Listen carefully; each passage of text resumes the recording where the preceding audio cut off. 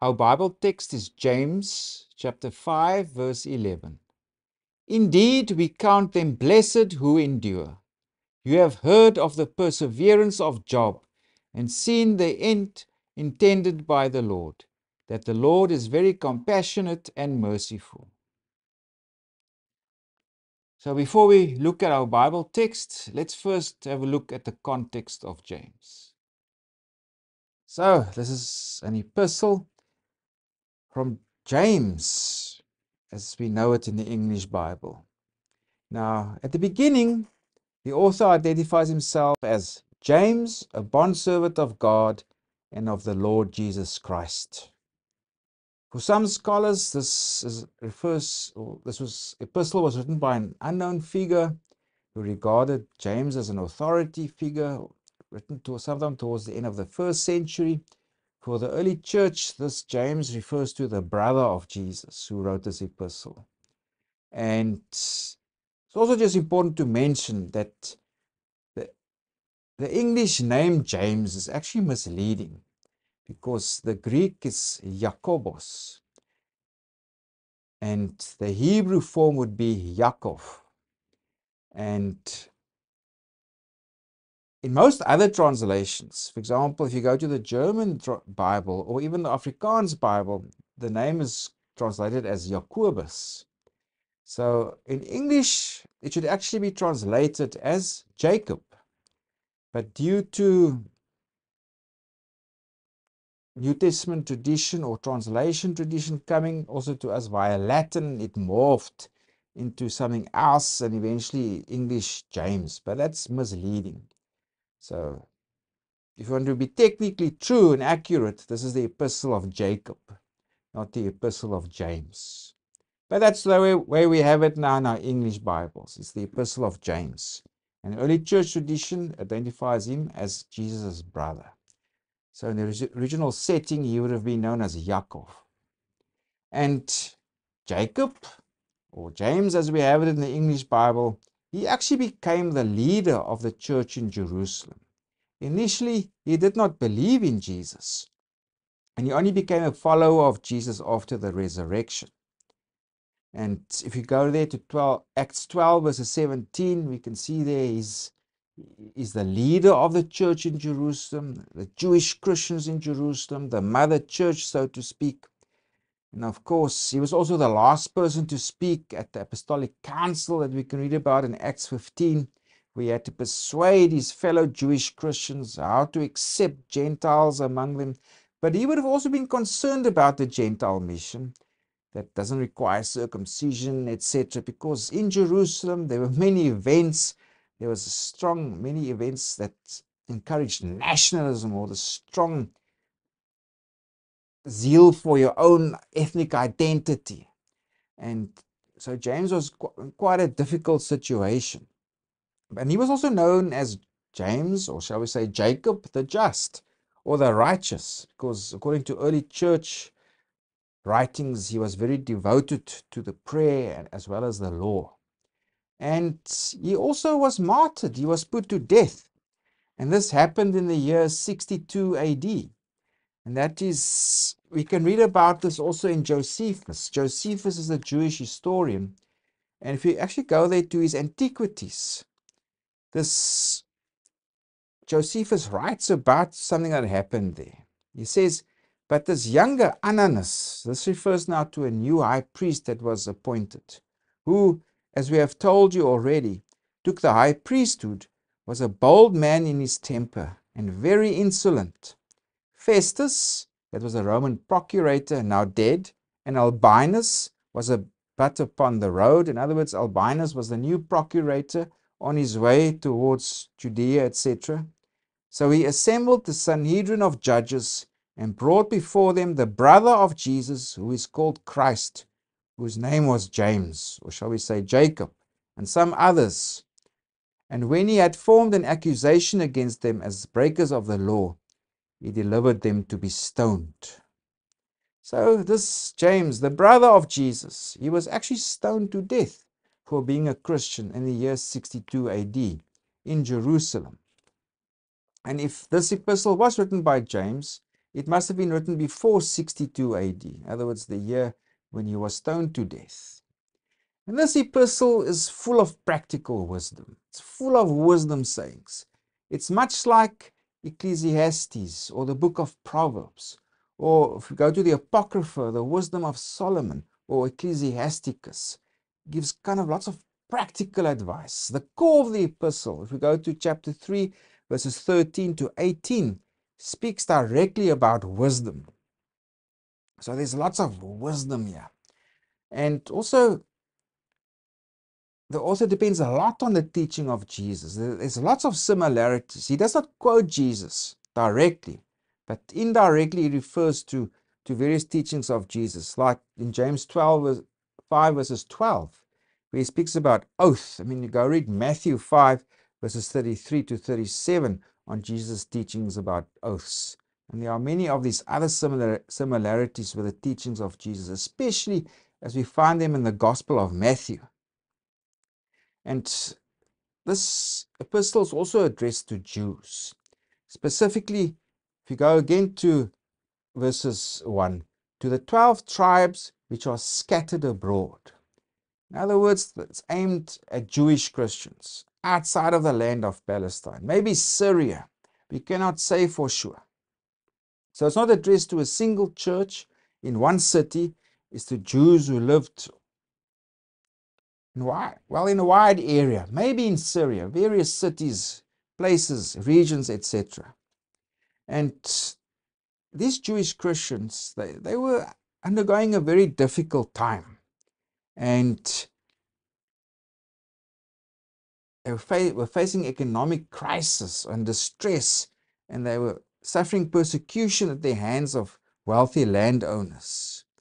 And it looks like many of these Jews addressed in this letter, they worked on the land for rich landowners, and they forced for them to work on the farms. You can read about that in James 5 verses 1 to 6. But generally, we can see this is a Jewish audience also because they met in the synagogue.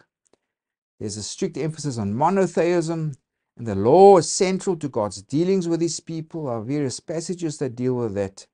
And these Jews, most of them were in a state of poverty and oppression because wealthy landowners take advantage of them. If you go there to chapter 5, verses 4 to 6, indeed, the wages of the laborers who mowed your fields, which you kept back by fraud, cry out, and the cries of the reapers have reached the ears of the Lord of Sabaoth.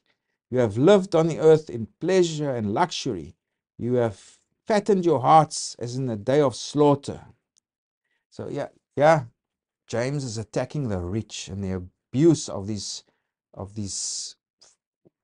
Jews who work on their lands. So that was part of the problem. Wealthy landowners take advantage of them. Even rich people take them to court or even attack their faith. So one of the key purposes also for James is to encourage these Jewish Christians that they must remind them God's righteous judgment will come, and they must maintain their faith in these times of trial. It's not that this epistle was only written to Jews who found themselves in a state of poverty and oppression, but there were also a few rich among them. If you go to chapter 4, verses 13 to 17, it says there, come now, you say, today or tomorrow we will go to such and such a city, spend a year there, buy and sell and make a profit, etc., etc. So James also addresses some here who are wealthy, and also that they must also become fickle in how they lead their lives. A more general problem, part of this wisdom teaching of James is for these Christians, they must not allow the world to come into the church. The standards of the world, the norms of the world. That's like just saying what you want to, deferring to the rich at the cost of the poor, and arrogance, double-mindedness, and also to compromise with these values, to allow it to enter in amongst their ranks, also within the church. So Don't compromise with these values of the world. The world must not enter us as the body of Christ or as the people of God. So just to give a brief summary, this was an epistle, according to early church tradition, written by James, or shall we say Jacob, the brother of Jesus, and it's a book filled with practical wisdom. There's no clear organization in this book because James just jumps from topic to topic, but it's filled with practical wisdom. And it is a universal letter. It was aimed at Jews who lived, they were scattered abroad, they were part of the diaspora, and it's mainly aimed at those who found themselves in a state of poverty and oppression. Also, some wealthy were among them, but it's about living wisely in accordance with the will of God, and not for the standards of the world to enter into the church. And if it was written by James, it was written before 62 AD. So with that context, we can now focus on our Bible text. And our immediate textual unit is James chapter 5, verses 7 to 11. And that is about exercising patience and endurance. Now, throughout James, of course, the author, he jumps from topic to topic, gives various sayings of wisdom, etc. But just before our present textual unit, the author wrote of those wealthy landowners, those farmers, and they oppress their workers. And he speaks out against them. And now he admonishes them, those who suffer, be patient, exercising patience and endurance. So if we go to chapter 5, verse 7, therefore be patient, brethren, until the coming of the Lord. So this patience is also set in view of Jesus' coming. Exercise patience, endure the suffering that you have, because the Lord is coming. That promise of his coming, from the perspective of the author, is imminent. That's also throughout the New Testament. It admonishes people, the Lord is coming, the Lord is coming. Even for us today, it's the coming of the Lord is imminent. It can happen at any time. And the author also uses various metaphors to describe to these Christians how they must be patient, agricultural metaphors, also the examples of the prophets, and as our Bible text also speaks of Job. So if we read on in verse 7, see how the farmer waits for the precious fruit of the earth, waiting patiently for it until it receives the early and latter rain. Now in Judea there were commonly two important times of rainfall. It's called the early rain and the latter rain. And the early rain is the autumn rains. That's in the northern hemisphere. That happens around October and November. And that was important because, of course, this happened just around the time or just after the time of the harvest season. So the new harvest or the new crop must be planted. And this rain so was essential to soften the ground for plowing and also to plant various grains such as wheat and barley. And the latter rains, that's the spring rains. So that happens around March or April of the following year, and that also provided the necessary moisture.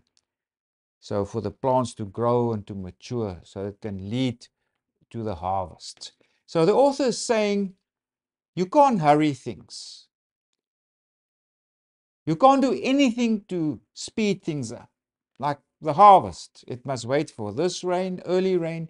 It must wait for the latter rain. You can't speed things up. You must just leave things now in the Lord's hand and wait for it when things that will happen will happen.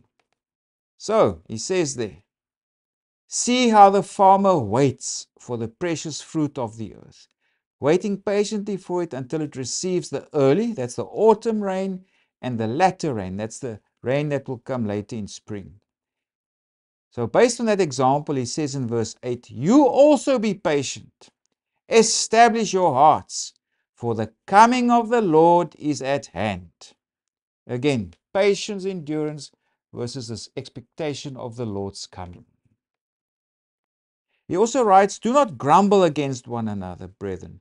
lest you be condemned. Behold, the judge is standing at the door. Again, he's referring to Jesus. Jesus is the one, is the judge. He's the one who will judge all of mankind. In verse 10, my brethren, take the prophets who spoke in the name of the Lord as an example of suffering and patience. So where he uses an agricultural metaphor, now he speaks of the example of the prophets.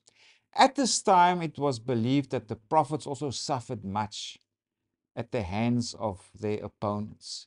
There was also a writing at this time called the Lives of the Prophets.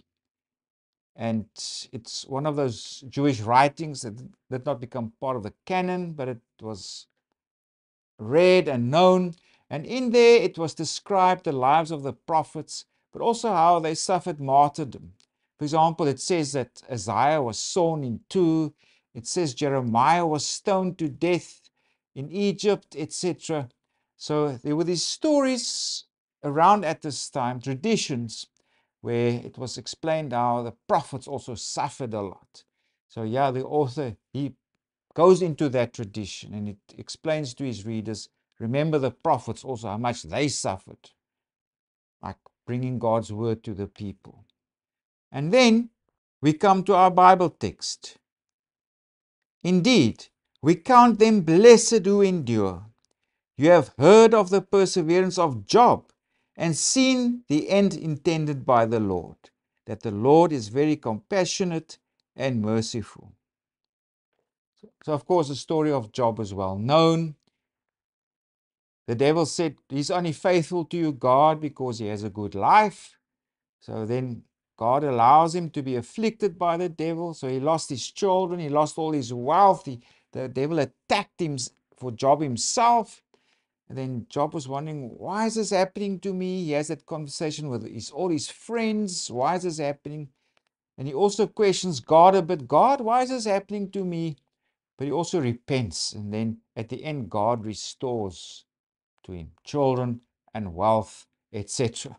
A great example of patience and endurance in the midst of suffering. So, our author, James or Jacob, is also, we can say his real name is, he writes to these Christians scattered abroad, maybe in Syria and other places.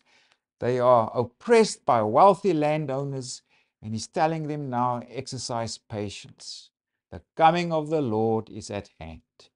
And be patient like the farmer. You can't hurry the rain. You can't hurry the process. Also be patient like the prophets who suffered. Also like Job, who lost everything. But in the end, it was all those things were restored to him. Exercise patience in view of the Lord's coming.